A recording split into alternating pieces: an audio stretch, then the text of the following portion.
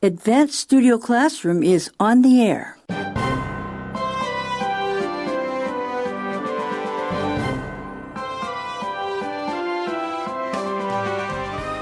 It's time for our window on the world to take another look at the field of friendships today, and we're going to talk about 4 ways to tell who your 2 friends are, so stay tuned for the lesson today.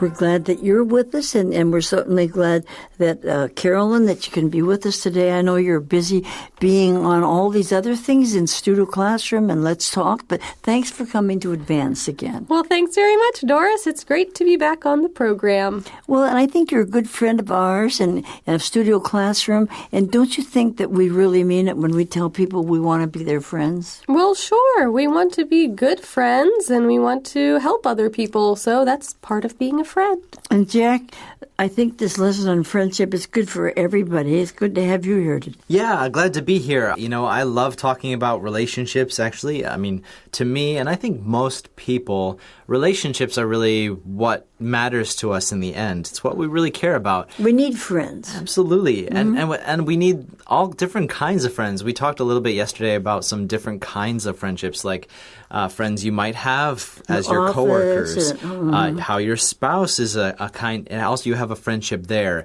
We also talked off the air a little bit about how your parent in some ways is a friend to you at different times. Yeah. So, yeah, absolutely. We need friendships. And my brothers and sisters, they were always my friends. Yeah, exactly. Mm-hmm. Right. So that's what we talked about on page 38 a little bit at the friendship test. And we did say that there are certain ways you can find out. What else did we say yesterday about that? Well, the first part of the friendship test was that you can show them all sides of you. That means that you can be very honest with your friend about how you're feeling, whether it's happy or sad or angry or upset. You can be honest with your emotions, and your friend will try to understand, and they'll be there to help you through the bad times and the good times. Right. And so people need friends, and we started out yesterday talking about a favorite novel for kids, Charlotte's Web, about a spider and a pig. But, you know, you see a lot of pictures now, even on the web, of, sheep having friendship with a cat and a dog sleeping with a moose or something. Animals can have friends with each other, too, can't they? Sure, yes. We see that a lot, especially with pets. Mm-hmm. Some dogs get along really well together, and other dogs don't get along at all. That's right. and so it kind of seems like they also have friendships. That's right. So they have to trust each other, don't they, right? Yeah. I think they really do. I think we've all heard about situations where maybe one pet dies before another one, and then the other one becomes so sad because they really grieve like people. But the second point that we saw yesterday, so we covered 2 of the 4 tests for true friends, and the second one was they don't judge you. And we talked a little bit about how, what does it mean when you judge someone, and what is the difference between being judging and being judgmental? And I think what we concluded was that a friend might tell you the truth, but the main thing is they're going to listen to you. They're going to care about what you're telling them, and they're going to try to understand you. So this is not a difficult lesson in a way, and yet it might be difficult to do the right thing. So let's read about it. Now, today on page 39, we're going to take the 3rd point. We talked about showing all sides, not judging. Today, we're going to talk about something that says speaking the truth. Let's read that part.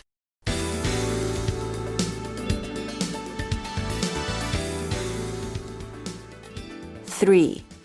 They speak truth, even when it hurts. I once told my best friend she could no longer complain about her boyfriend to me. They were on again, off again, and he was borderline abusive. She'd call and cry, and come over and cry some more. I said, if you continue to choose him, you can't complain to me anymore. You know how I feel. I won't listen. This relationship is your choice. She said this shock treatment helped her end her relationship once and for all. Caring, tough love is a sign of a true friend. Well, one thing here about speaking the truth, there's a little remark next to it that says speaking the truth in love. And I think when you speak the truth, you have to say it in the right way. Now, if you said this in the wrong way, you say, well, don't I want to hear from you again? Of course I'll be hurt. But if you say, no, I don't think I need to hear this anymore because you said it so many times, it's quite different. So I think the way you say it is important. That's very true, and I think the author gives a good example. Sometimes people choose to be in a relationship that is damaging or destructive. This relationship here is described as borderline abusive, which means that there was clearly something very bad going on in this relationship, and she states very plainly, if you continue to choose him, you can't complain to me anymore because we've had this conversation before. This isn't the first time. This isn't the second time. We've had this conversation, and if you continue to make this choice, then that is your choice. So why do you think that she said that to him? Well, this is important. And friends, I want you to hear this. If perhaps you are in a relationship that is borderline abusive, or maybe you are in this situation, people who are abusive, they can tend to be possessive, and they will often try to separate you from other people. So if you are in that situation and you can feel that they're trying to remove you from your true friendships, some of the other people in your life, I would really strongly suggest just consider it carefully. I hope you have a friend like the author was in this case, who can tell you something a little bit difficult that you need to make a very clear choice. So in this case, the author said, you have to take my advice. I'm not going to listen to you talking about this anymore unless you listen to me. So, Carolyn, we've always, had people that we've tried to help that way. Are there any ways you've sometimes had to say something to somebody that you know they shouldn't be doing it? Have you ever had to do that? I have. Sure, I have had to do that, and it's kind of showing this tough love, which is mentioned in this part of our lesson today. Caring, tough love is a sign of a true friend, and this tough love means that you're expressing something that's difficult to accept, but you're telling the person this because you care about them, not because you want to hurt them. And I think this idea of tough love is something that you have to do when you have children, too, because, so many times you'll hear stories about kids when their parents got angry with them, they did something wrong and they hit them, and these things are not the way to help them. But they have to tell them, well, no, you can't do that, because if you do that, and they have to punish them, but not by hitting them, but by telling them, no, you can't do this anymore until you learn. So when you try to teach people, you give them a way out. You don't just punish them. And I think for kids, it's very important to have tough love. They'll say, well, I want to just eat candy. I'm not going to eat supper. Well, that's not good for them. But you have to do it a gradual way. So I think the way we do it, whether it's your kids or your friends, isn't that important? Absolutely. And I think parents are the main example of the kind of people who can give tough love and who must give tough love, as you said, Doris, to their children. And actually, tough love is interesting because, wow, that's a real sign of a true friend, I think, because for a lot of relationships, it would not be appropriate for the person to give tough love, because tough love really means the person has that kind of influence in your life that they can say something a little bit corrective to you, like they're correcting you. Right. So, yeah, if your friend tells you something and you think it's wise and you believe that they're not like stepping over some really big boundary in your life. Yeah, sometimes it's not their business. They shouldn't. Yeah. Then that might be a good sign of a very good friend. Mm-hmm. Yeah, it's good for your friends to be honest right? Not to say, But kind. Honest but kind. honest but kind, because another way that this conversation could have gone, if we go back to the example in our lesson of this boyfriend situation, was the author could have said, "Oh, you poor thing, I can't believe he's doing this. Oh, we'll need to..." Oh, he'll be okay. "It'll be okay. I'm sure you can work it out." Which maybe that's true, but it seems like from the way the author describes it, this relationship is on again, off again. So they're dating and then they break up, and then they're dating and then they break up, right? There's this on again, off again. And so the author seems to recognize that there is a problem here, and I'm the only one who can tell my friend there is a problem. And so she gives her shock treatment. And I like, the words that she said to her friend. She said, "If you continue to choose him, you can't complain to me anymore. You know how I feel. I won't listen. This relationship is your choice." And the sense I get is she's not saying like, "I'm tired of hearing you cry on the phone." No, that's not the point. No, she's just trying to be firm and caring to her, saying, "I'm trying to show you need to make this choice. Have you ever had to do that to anybody or not? Yeah, I have. Yeah. And it's sometimes it's a scary thing, because when you say that, you don't know if they might be hurt by what you say, and that person, your friend, might feel like they want to distance themselves from you. Yeah, sometimes that's a possibility. And sometimes you have to give them another choice. Like I had one friend who was a very close friend, and she wasn't sure if she should marry this boyfriend because he kept after her and everything.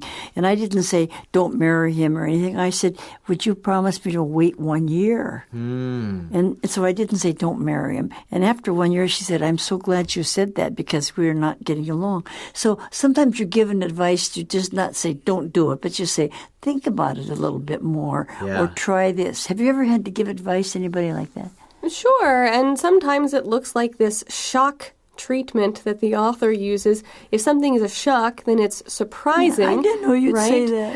Oh my goodness, I can't believe you said that to me, right? It's surprising, but sometimes this shock treatment can help someone realize what is actually happening in this situation, especially if there's sort of a pattern going on where they've just become used to this lifestyle, and maybe they need a little bit of a shock to get them to realize something needs to change. Sure. That's right. We also use the image of waking up. Like sometimes people need to wake up when they're, you might say in the image, they're asleep in a certain situation. Like wake them up. Yeah, that's right. So that's the idea of the shock treatment. Yeah. So the third thing then is to speak the truth, but be sure that you do it in love, not in a judgmental way. That's very important. Now, the fourth thing is to try to find out who your true friends are. What is the fourth thing it says? Well, they want good things for you. And I think this is a great idea. Well, let's read it and see what they say.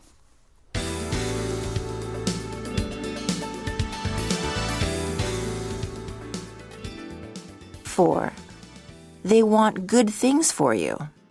I felt warning bells one time when I got a promotion and was a little scared to tell my friend Dina. I knew she'd make it about her, and she'd feel bad about herself. The conversation wouldn't be about high-fiving me. It'd be about why she's not further ahead. I'd have to reassure her again. A real friend isn't worried about you outshining them because they also know you're happy for them when life goes right. And sadly, this is not the case in a lot of friendships.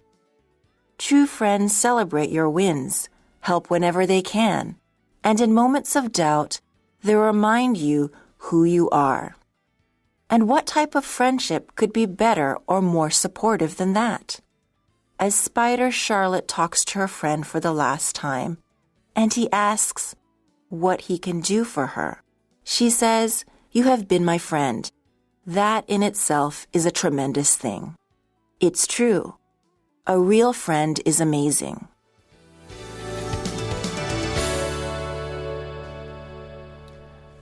Right. Well, I really like this section. They want good things for you because friends should want their friends to succeed and not feel jealous.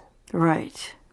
Yeah, so, here I think she's talking particularly about the example she's giving is in a workplace. So these would be your friends who are also your coworkers. And I think that's a very important topic to address because unfortunately some of these situations about promotions at work can come between the friendships that you've made. And then before you know it, you find that one of your good friendships it's turned it's a little bit sour, a little bit bitter. It's not the same anymore. I think it's a good question to talk about. Well, you want others to get the benefit instead of yourself. Now, most of the time, we want to get the benefit and then share ourselves. But if we say, oh, no, I'm glad that you got it instead of me, that's a true friend, isn't it? Sure. I think it's good to want things for yourself. Like, sure, you should try to get that promotion. You should try to succeed and do your best and excel. But if your friend gets it instead, then you should still be happy for them and not sad or upset or wondering why. So that's hard, though. It is hard, and we see what the author wrote here. She writes, I felt warning bells one time.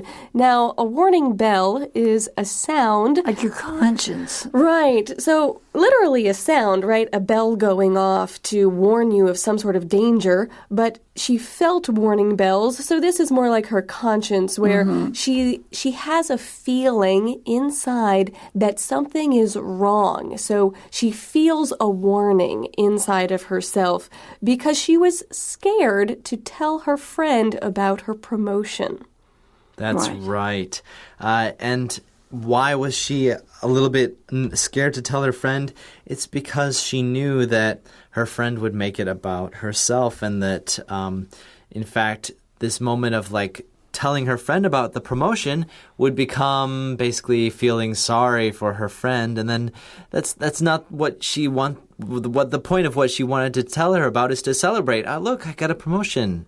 Right. Instead of making her feel like, why didn't I get it? Yeah. But, the top of the paragraph here, and then the last paragraph says, a real friend, isn't worried about you being better, outshining them.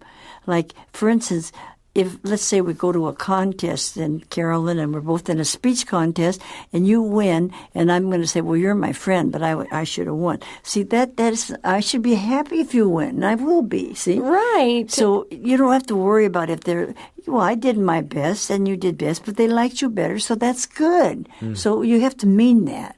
Right. And I like kind of the way the author describes these situations. She says, high-fiving. The conversation wouldn't be about high-fiving me. And, of course, a high five is when you clap your hand with someone else's hand, right? The 5 fingers, you high-five someone. And that's just kind of a celebratory gesture. So when someone does something and you want to celebrate, you can give them a high five. And it's great to high-five your friends when something good happens, but our author here was concerned that, it wouldn't be about celebrating my achievement. It would be about reassuring her that she isn't a failure. True. But it says, too, true friends do celebrate your wins, and they help you whenever they can. So they remind you that you're there for them. And this is a very supportive kind of friendship. The friendship is not for my benefit, but also because I care about you, I want to be supportive. And friendships have to be supportive. Yeah, and now that you talk about being supportive, Doris, it is interesting that, relationships are complex. And I think it's good to remember you might have a friend who, for instance, maybe they are in a little bit of a tough time in life. Maybe they really wanted a promotion because they need the financial, a little bit of a higher income or something like that. If you share that moment with them that you got the promotion, if you are a good friend, maybe you would also share it with some kind of sensitivity, just knowing that it's going to be a little bit hard for them to hear, and just being okay with that. That, in general, in our friendships, just like how, hopefully a selfless friend will celebrate with us, they'll be selfless. Also, we should focus on being selfless too. And we should think about how what I'm going to share is going to affect my friend. Well, for one thing, for sure, we don't really think so much about spiders and things like that. But they started out with the story about this one with Charlotte's Web. And it says here, the spider, Charlotte, she said she talked to her friend, the pig, for the last time. And she said, "You've been my friend. It's a tremendous thing." And, the spider, I guess, died and the pig got to live. And the pig was supposed to die. Mm-hmm. And so, in a sense, it was kind of sad in a way. But it shows a friendship does not have to be with somebody who's necessarily your equal, a spider and a pig, not. But a friendship can be with somebody that you have a relationship with and that you're happy when they win the lottery and you didn't win it, or when they get promoted and you didn't, because you want to support them. It isn't that you didn't want it, but you feel, well, okay, they got it. I'm happy for them. And you have to really, truly feel it in your heart. They'll notice it, don't you think? Absolutely, yeah. I think that's one of the greatest opportunities that you can build someone's trust, in a relationship, is they share something with you that they're kind of sharing something about themselves, and you show them that it's okay, that you're okay with that. You're glad for them. Well, there's something here that says how to be a better friend. It's in small print. Let's take those things one by one. The first one is learn how to love yourself. And we see here it's difficult to love others well if you don't first love yourself well. This isn't a selfish kind of love. It's seeing yourself in the right light. So you're this not is supposed really to really nice. be proud. That's different, isn't it?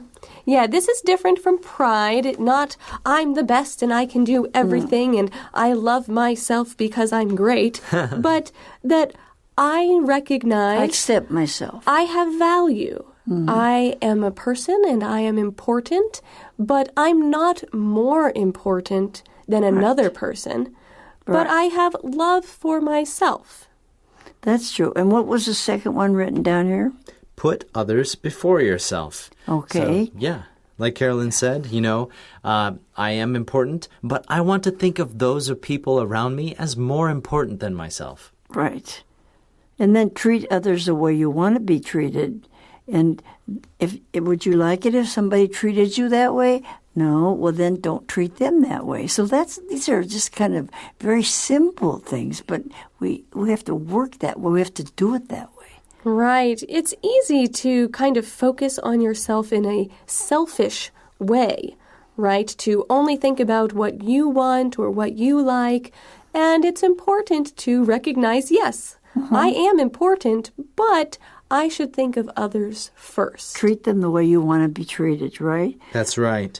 And one of the ways that you can do that is to listen before speaking. And we talked a little bit about this when we talked about not judging. It's important to listen to a person. And by listen, we mean not just hearing what they say, but trying to actually understand the thing they're telling you. And when we talked about not judging, you might not understand exactly what was their heart, what was their motivation. So you need to just hear and try to understand, and then maybe you can say something. Well, the last one is kind of an interesting thing. Read the last one here. Care. So a single word here, care.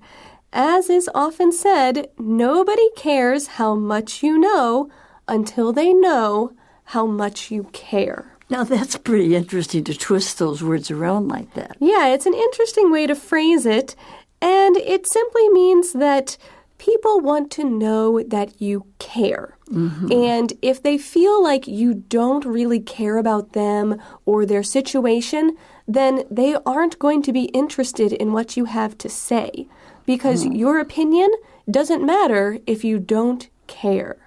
And really, when we say here that we want to be your friends because we know you need English, then we really do care if you know English. Now, maybe you don't know how much we know, but we care about how much that you know, and we try to help you. So we do it for that. So people know that. That's why we say friend for life. We don't have to say we're the best. We just say we're your friends. And if we care about you and you care about others, the world will be a better place. Let's all care about each other. What do you think? Yeah. Sounds great. Yeah, and put others before you. And I think it's a good way to have this friendship test. And remember that God made us all. He made all the people in the world, and He loves us, and He wants us to be friends with each other.